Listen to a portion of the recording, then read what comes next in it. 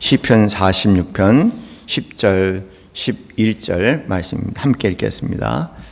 이르시기를 너희는 가만히 있어 내가 하나님 됨을 알지어다. 내가 문나라 중에 높임을 받으리라. 내가 세계 중에 높임을 받으리라 하시니라. 만군의 여호와께서 우리와 함께 하시니 야곱의 하나님은 우리의 피난처시로다. 아멘.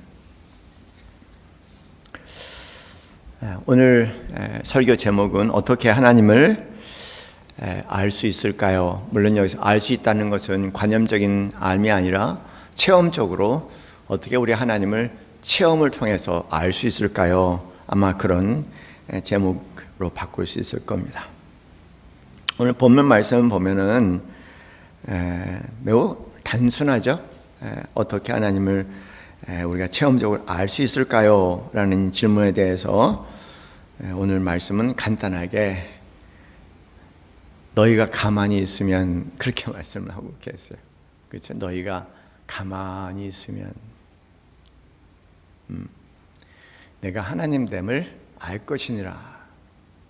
그렇죠?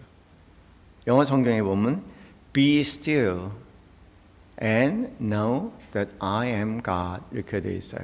여러분 이제 중고등학교 때 이 구문을 배우셨을 겁니다. Be still, 뭐뭐 하라. 그리하면 이렇게 될 것이다라는 그런 구문의 형태 아니겠습니까? Be still, 그다음에 점 찍고 and know that I am God. 그래서 be still이라고 얘기하는 것은 명령문이고 결과적으로 그렇게 한다면은 내가 하나님 된 것을 알 것이다. 그렇게 말씀하시는 겁니다. 그런 면에서 굉장히 이 본문의 말씀은 간단합니다. 어떻게 하나님을 체험적으로 알 수 있을까요? 이 단어 be still. 우리 번역에는 가만히 그렇게 얘기합니다. 가만히 있어. 근데 여기서 be still이라는 의미는 이제 가만히 있는 것이 아니라 생각도 일어나지 않고요. 이제 고요하게 잠잠히 있는 그런 상태를 이야기합니다. 그런 고요하고 잠잠한 상태, 그런 상태에 있을 때 우리가 하나님을 알게 될 것이다. 그렇게 이야기를 하십니다. 그런데 여러분, 우리가 생각 없이 고요하게 잠잠히 있는 것이 참 어렵죠, 그죠? 우리가 안 해봐서 그랬죠. 이제 우리 한번 생각을 하지 않고 그냥 조용히 있읍시다라고 얘기하면은, 그렇게 기도합시다 그러면은, 그렇게 하려고 하면은 유난히 또 이제 생각과 이런저런 생각들이 끊임없이 스쳐가잖아요. 그래서 우리의 속이 오히려 복잡하고 시끄러워집니다. 그래서 be still이라는 것은 내면의 고요함을 얘기하는 거죠. 너희 내면이 고요하면 그런 얘기입니다. 그러면 그 안에 내가 하나님 됨을 그 안에서 알 것이다. 이렇게 말씀을 드립니다.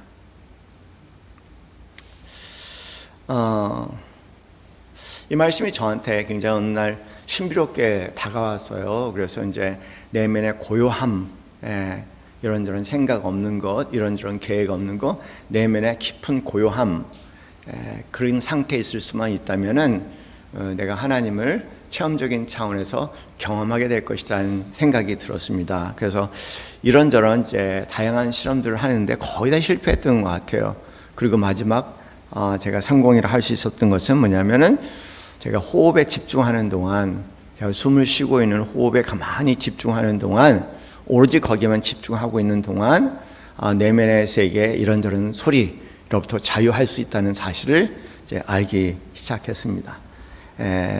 그래서 우리가 저한테는 개인적으로, 여러분 나름대로 다양한 경험이 있겠지만 be still라고 얘기하는 내면의 고요함이라고 얘기하는 것은 저한테는 호흡에 집중하라 그러면은 그 가운데 내가 하나님을 알 것이다 라는 그런 표현으로 날 저한테는 개인적으로 이해가 됐습니다. 어느 목사님이랑 이제 점심 식사를 하고 있는데요. 같이 모임을 하고 난 다음에 이제 함께 점심 식사를 하고 있었어요. 그런데 그분이 이제 목사들 사이에는요, 도토리 키재기처럼 누구누구 교회가 더 좋은가 뭐 그런 보이지 않는 은밀한 우리 교회가 내가 잘하고 있습니다. 그런 이제 은밀한 묘한 경쟁이 있어요.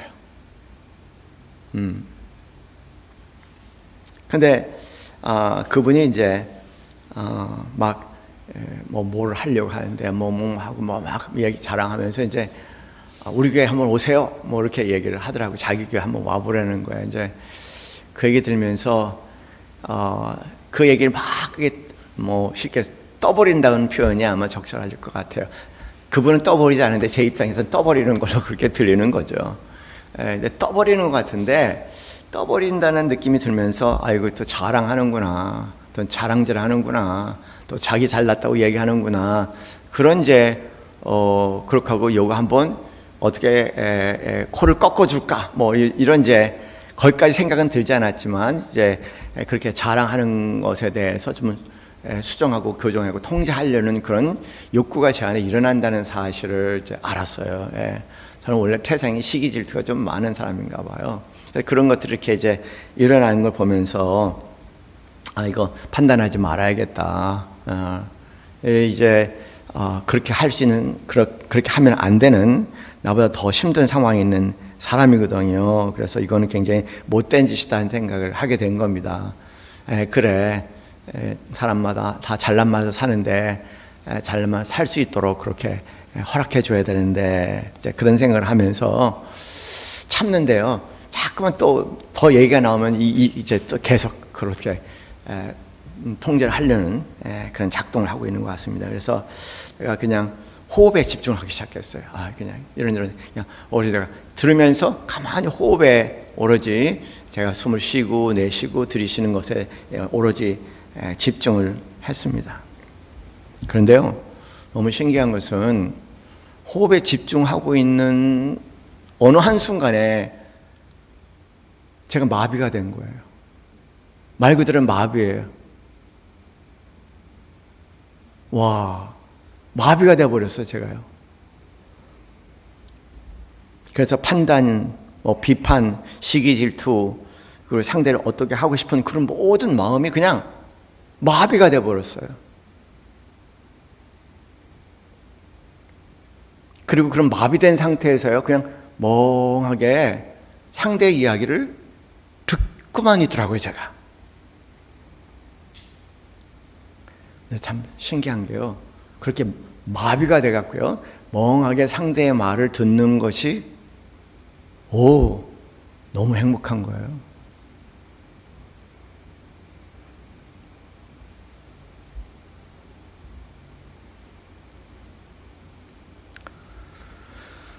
우리 안에는 자아라는 존재가 있습니다. 나라는 자아라는 존재가 있고 그 자아라는 존재 안에 나오는 것을 이제 자의식 그렇게 얘기합니다. 우리가 매일매일 경험하는 것은요, 어떤 일이 일어날 때 이러니 저러니 뭐 이렇게 해야 된다니 저렇게 해야 된다니 여러 가지 그런 이제 생각들이 떠오르는데 그런 생각들은 다 그런 자아 그리고 자의식에 나오는 것들이죠. 그런데 막 마비가 돼버린 거예요. 그게 마비가 돼버리는 거예요. 그러니까 자의식이 완전히 마비가 된 겁니다. 참 신기한 것은 내가 한 것이 아니라 그렇게 일어난 거예요. 저는 그냥 호흡에만 가만히 주의를 주고 있었는데 그게 그냥 뻥 일어난 거예요.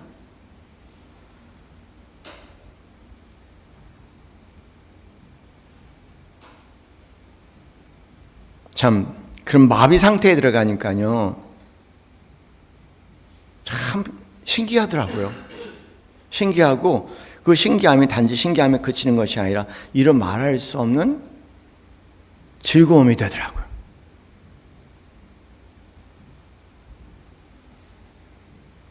아마 그런 상태를 묘사를 한다면 자아와 자의식이 제가 호흡에 주의를 주는 동안 아마 성령께서 그 모든 자아와 자의식을 마비를 시켜버리니까요, 멍한 상태가 되고 아무런 생각과 의도도 일어나지 않고요. 그리고 말 그대로 그냥 be still, 잠잠하고 고요한 상태로 남아있더라고요. 그런 순간 제가 어느 순간 알았어요.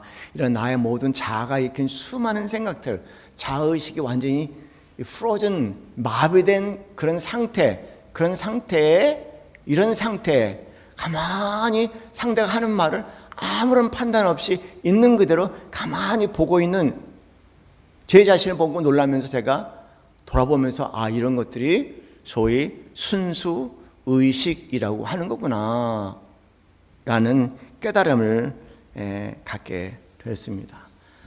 그래서 그냥 그때부터 기도하기 시작했어요. 누가 무슨 누가 얘기를 하든 간에 그냥 성령님의 마비가 되어갖고 순수 의식 가운데 상대가 하는 말을 그대로 가만히 듣는 것, 그것만으로 나도 즐겁고 상대도 즐겁다는 사실을 알게 된 거죠.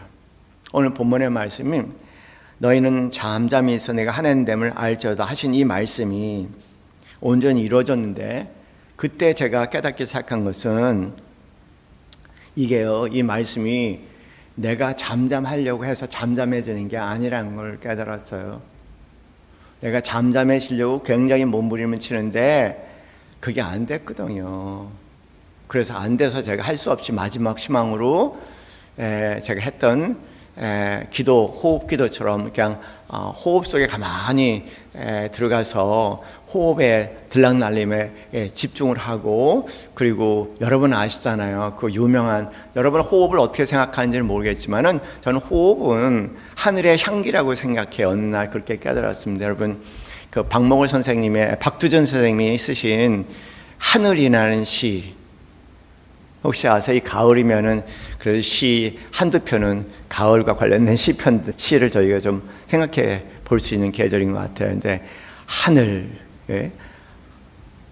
하늘이 내게로 온다. 내게로 온대요. 여릿여릿 멀리서 온다. 하늘, 멀리서 오는 하늘은 호수처럼 푸르다. 호수처럼 푸른 하늘에 내가 안긴다. 온몸이 안긴다.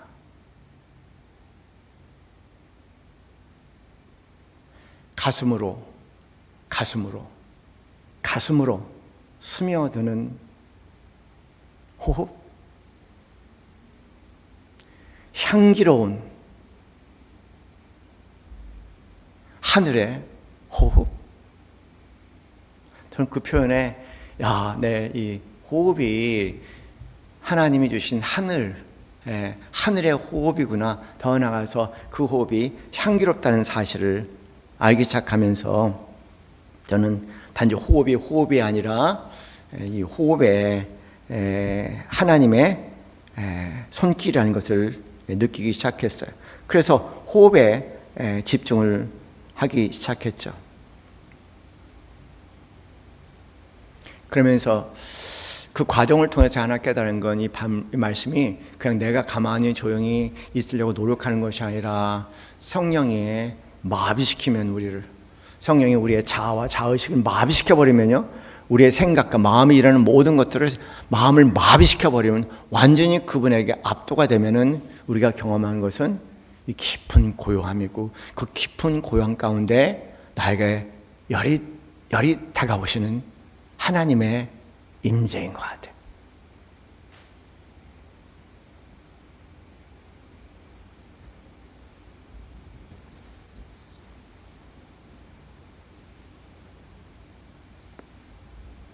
근데 이 경험이요, 참 제가 이 경험을 굉장히 유사성을 가지고 있어요.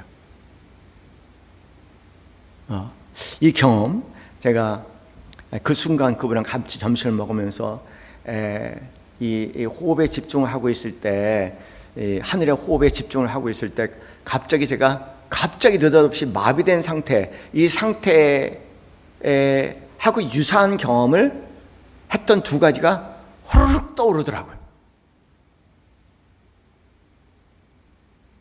하나는 제가 응급실에서 누워있을 때 성령의 터치가 일어났을 때 그때 상황, 그때 느낌하고 너무 똑같아요.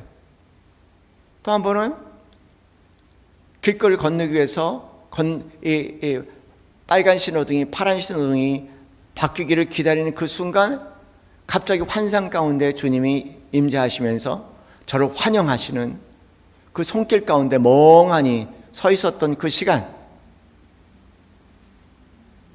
그 시간들하고 너무 유사하다는 사실을 새삼 깨닫게 됐습니다. 참으로 신비한 것은요, 그 성령께서 내 마음을 마비시켜 주시니까 한마디로 얘기하면 생각이 없는 사람이 되는 거예요.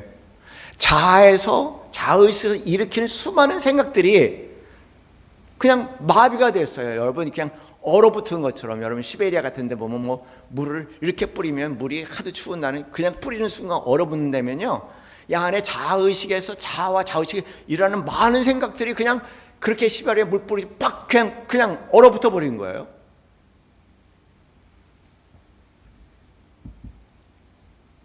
그러니까 제 마음이 아주 아무것도 없어요. 텅 빈 상태가 되는 거예요. 그런데 너무 신기한 것은요, 그 텅 빈 마음의 상태지만 아주 역설적으로 텅 빈 마음의 상태인데, 그 텅 빈 마음의 상태가 얼마나 단단하고 견고한 마음인지 뭐가 와서 흔들려고 해도 흔들리지 않는 그런 마음의 상태라는 것을 알기 시작했어요.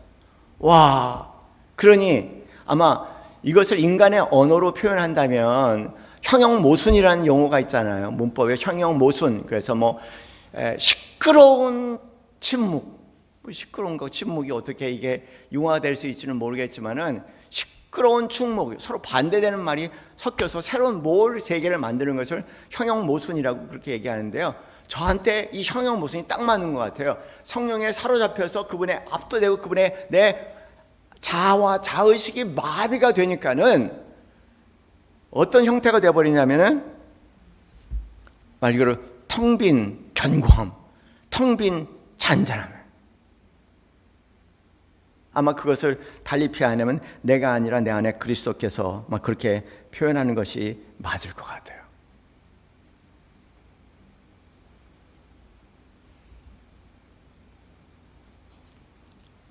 그러면서요, 제가 하나 깨달은 또 다른 사실이 있습니다. 그건 뭐냐면요,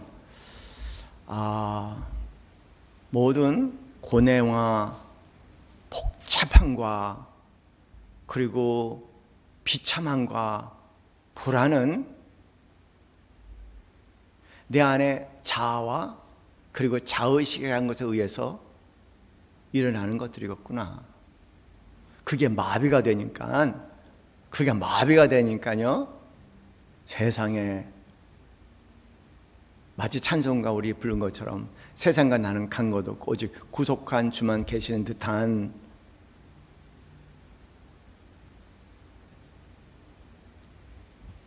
참된 행복을 누리겠더라고요.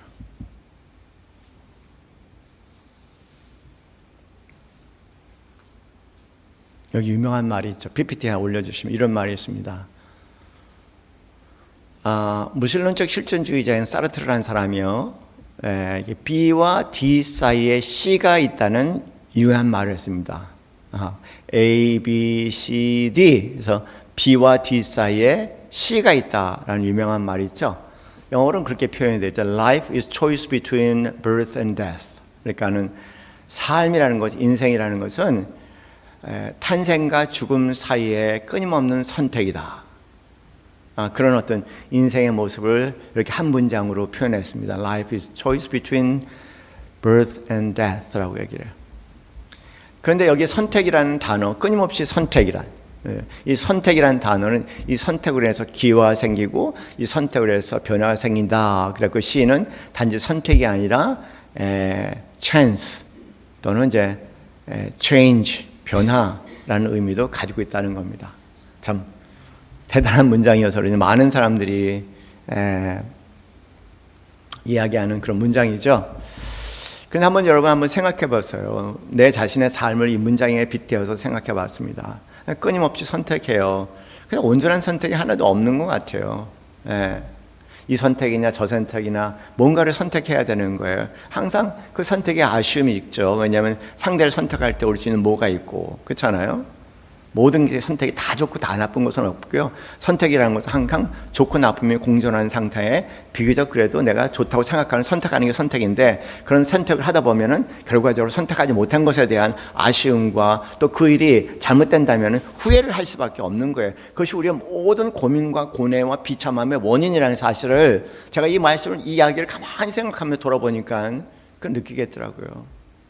그렇게 제한된 시간과 공간, 시간과 속에 그렇게 제한된 경험 속에 우리는 끊임없이 주어지는 상황에 대해서 끊임없이 선택을 해야 되는데, 여러분, 선택이 얼마나 힘들어요. 그리고 그렇게 힘들게 선택한 것은 우리가 생각하는 것처럼 얼마나 여러 가지 뒤돌아보면서 후회스러운 선택들이 많습니까? 그 이 문제는 그렇게 틀린 문장 같지는 않아요. Life is choice between birth and death. 그런데 이 삶이 참 녹록지 않고, 제가 여러분에 말씀드리고 싶은 것은 이 choice라고 얘기하는, life is choice between birth and death라고 얘기하는 이 choice라는 것에서 우리는 끊임없이 뭔가 주어진 상황에 뭔가 선택하는 것이 바로 2차적으로 나라는 존재를 만드는 겁니다. 내가 아까 제가 막 자아라는 것, 어떤 자의식이라고 얘기하는 것은 삶과 태어나서 죽음 그 사이에 수많은 내가 던져진 시공간 안에 수많은 그 경험 속에 뭔가 선택하면서 2차적으로 나, 자아라는 자의식이 형성되는 거죠. 그런데 제가 성령의 자의식이 마비된 상태를 경험해 보니까요, 그게 참 불행한 거구나.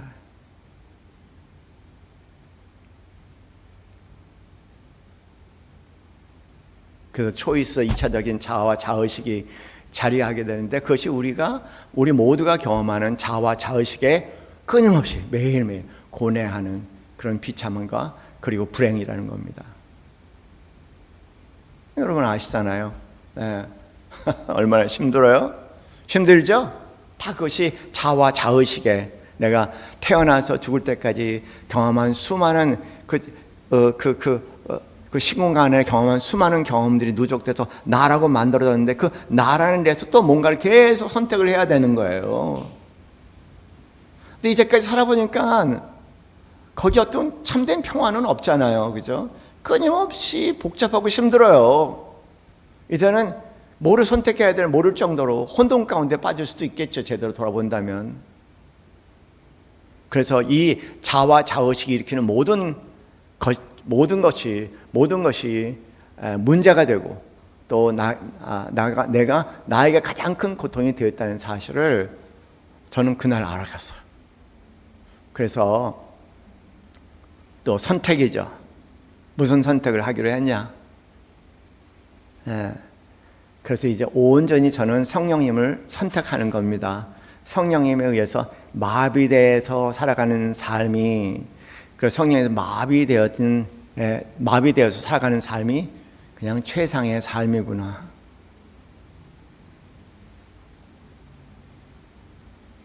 사랑하는 성도님들, 제가 아직 온전히 그 상태에 있는 건 아니지만 이런 상태가 내가 지향할 수 있는 최선의 삶이다.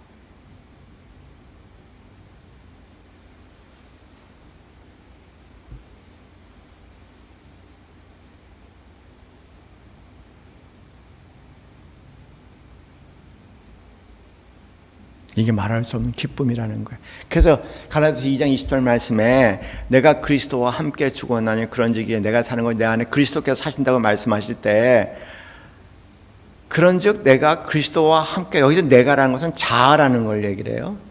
자아라는 것, 내가 그리스도와 함께 죽었나니, 할렐루야. 이건 우리가 그렇게 살아야겠다는 것이 아니라, 사랑하는 성도님들, 여러분 이렇게 살 수 이런 상황이 여러분에게, 이것은 성령님의 압도가 될 때, 성령님의 마비가 될 때 일어날 수 있는 어떤 신비의 세계라고 생각하고요.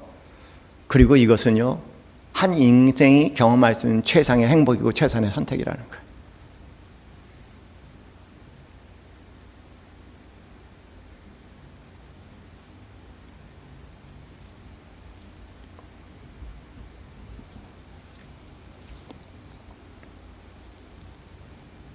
그래서 이 자아가 죽을 수만 있다면 그 기쁨의 참된 기쁨의 삶 속에 들어가는데, 이 자아가 죽을 수만 있으면 참된 기쁨의 상품권에 들어가는 건데, 그래서 죽게 되면 이런 게 아니라 죽게 됐으면 너무 좋겠습니다. 성령님에서 완전히 자아가 마비된 상태에 들어갔으면 너무 좋겠습니다. 여러분, 갈라디아서 5장 22절 23절 말씀에 오직 성령의 열매는 사랑과 희락과 화평과 오래 참음과 자비 양성 충성 온유와 절제니 같은 것을 금할 법이 없느니라고 말씀하시잖아요. 그런데 여기에 성령의 열매는 단수예요. 그렇죠? 성령의 열매는 단수로 되는 프루트가 아니라 프루트예요. 단수인데 그런데 9개가 줄줄줄 매달렸어. 그래서 제가 이거는요 9개의 열매가 아니라 하나의 열매예요. 하나의 열매인데 그런 하나의 열매가 서로 그냥 하나예요. 그냥 하나. 삼일체도 어려운데 어떻게 9이 하나라고, 하나가 9이고 9이 하나냐 그렇게 물어보실 수 있겠지만, 이거 영적 세계의 신비 그냥 하나예요. 보니까 9개가 아니에요. 성령의 마비가 돼버리니까요, 그 마비된 상태가 이루 말할 수 없는 큰 기쁨이 되고요, 희락이 되더라고요. 큰 기쁨이 되니까, 그리고 그것이 화평이 되더라고요. 그리고 내가 기쁨 가운데, 화평한 가운데 상대를 가만히 바라보는 것이 사랑이라는 건 알기 시작해서, 이거는 완전히 성령께서 하시는 일이에요. 그 다음에 일어나는 것이 뭐냐면 그 가운데 상대를 오래 견딜 수 있는 힘도 생긴 거고, 상대를 배신하지 않고 끝까지 상대를 믿으며 바라볼 수 있는 충성이란 마음도 생기는 거고, 상대에 대한 온유한 마음도 생기는 거고, 그리고 이렇게 저렇게 하려는 것이 아니라 절제하는 마음도 생기는 것이고요. 이 9개는 하나고 9개는 하나예요. 9개는 하나고 하나는 9개예요.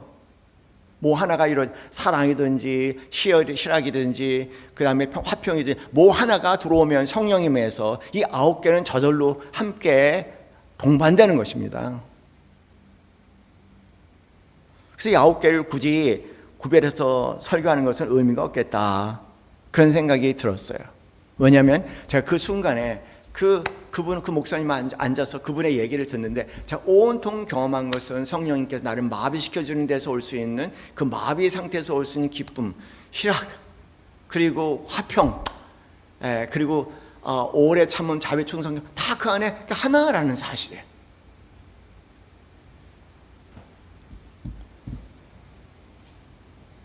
상대적으로 갈라디아서 5장 말씀을 보면은, 여러분, 육체의 일은 분명 아닌 곧 음행과 더러운 것과 호색과 우상숭배와 주술과 원수 맺는 것, 분쟁, 시기, 분냄, 당짓는 것과 분열과 이단과 투기와 술취함과 방탕함과 그와 같은 것들이라 전에 너희 경계한 것 같이 경계하노니 이런 한 자들은 하나님의 나라를 유업으로 받을 수 없느니라고 말씀하시잖아요. 여기에 육체의 일이라고 얘기했는데, 육체의 일이라고 얘기하는 것은 그냥 현대 용어로 우리가 이해할 수 있는 용어로 얘기하면 우리 안에 자아나 자의식에서 쏟아져 나오는 그 모든 것들이 그런 거예요. 그래서 맨 처음에 제가 그 목사님을 대했을 때 그분의 이야기를 저 자랑짓이다, 잘난 척하는 거다, 그것도 자의식, 육신이라고 해요. 자의식에서 나오는 거고요. 좀 고쳐줘야겠다, 자랑 못하게 해야겠다, 뭐 겸손하라고 얘기해야 되겠다, 뭐 그런 것도 다 알고 보면요, 그런 자의식에서 나오는 거예요. 그런데 성령이 역사하시면은 그걸 마비시킨다는 거예요.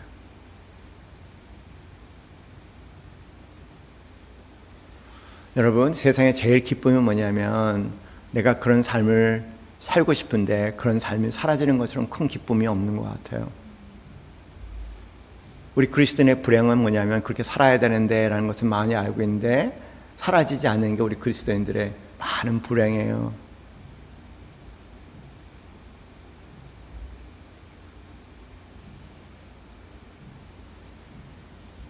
그런데 성령님이 역사하시면 우리의 자의식에 마비가 일어나면은 말 그대로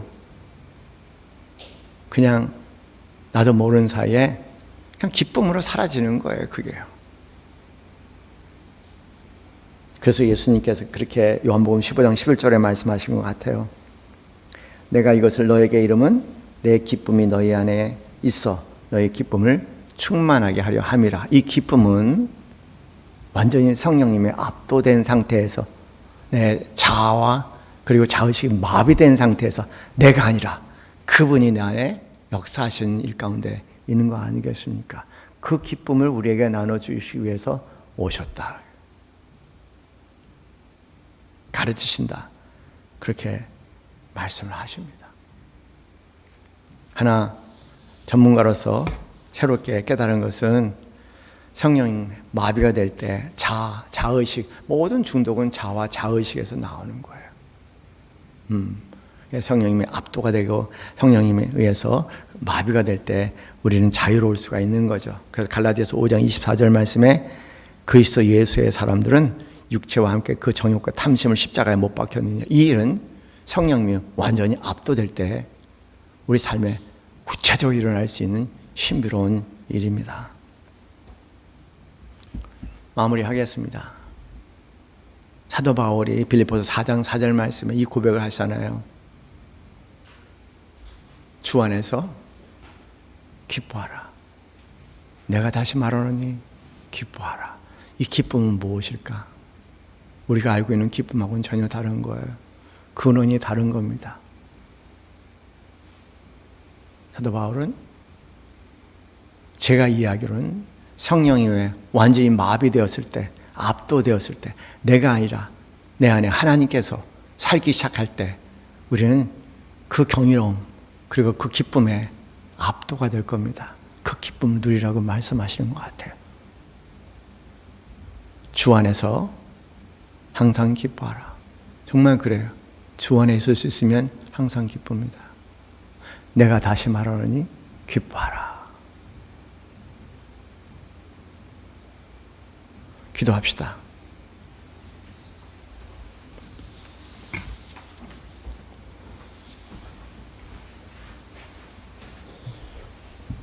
생각을 일으키지 마시고요. 영숙 권사님 어느 목사님 치유 집회 가셨는데 기도하지 말라고 그랬죠, 그죠? 기도하지 마세요. 생각을 일으키지 마세요.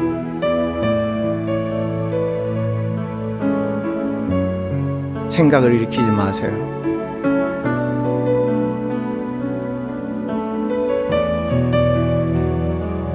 Be still.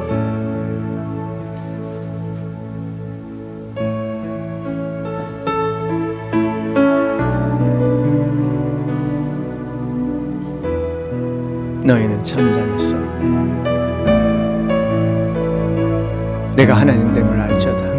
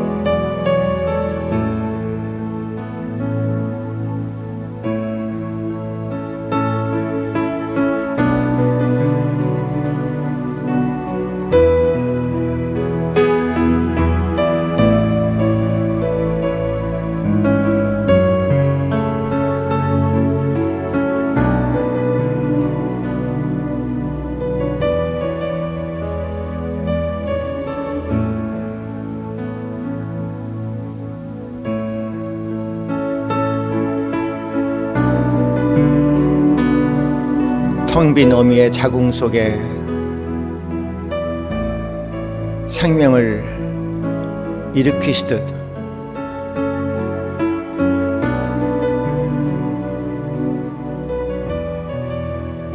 고요한 우리 마음 속에 생명을 일으키소서.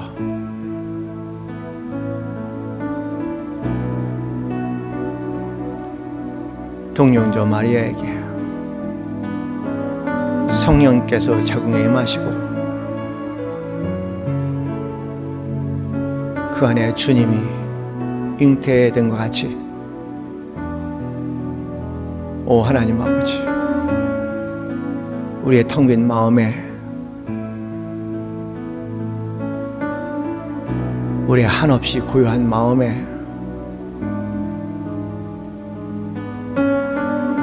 그 텅 빈 공간에 성령님 임하셔서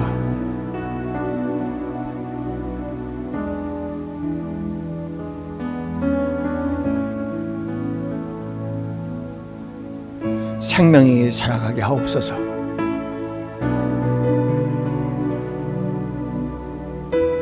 육신으로 지어지는 생명이 아니라 영으로 지어지는 새로운 생명이 그 안에 발아하게 하시고 자라가게 하옵소서. 그 새 생명의 기쁨이, 그 기쁨에 온전히 사로잡혀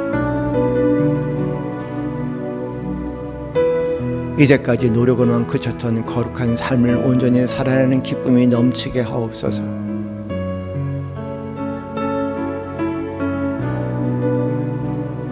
성령이 부족한 종에게, 가장 부족한 죄인에게 불쌍히 여기사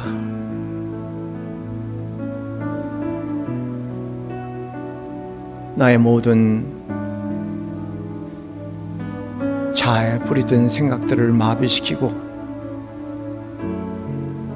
잠잠함 속에 새로운 생명을 맛보게 하듯이 우리 사랑하는 성도들의 한가운데서도 그런 은혜를 허락하여 주시고, 오랫동안 약속으로만 붙잡았던 말씀이 진실로 나 너 우리 모두를 살리는 생명의 말씀이 될 수 있도록 우리에게 자비와 긍휼을 베풀어 주시옵소서. 주님, 주님, 위대하신 주님, 놀라우신 주님, 길이요 진리요 되신 주님, 찬양합니다. 감사합니다. 사랑합니다. 이제는 우리 주 예수 그리스도의 그 크신 은혜와 하나님 아버지의 지극하신 사랑과 성령님의 교감하심이 새로운 생명 속에 새로운 삶을 지어가기 소원하는 이 자리에는 사랑하는 모든 성도들 머리 위에 지금부터 영원까지 함께 있기를 간절히 축원하옵나이다. 아멘.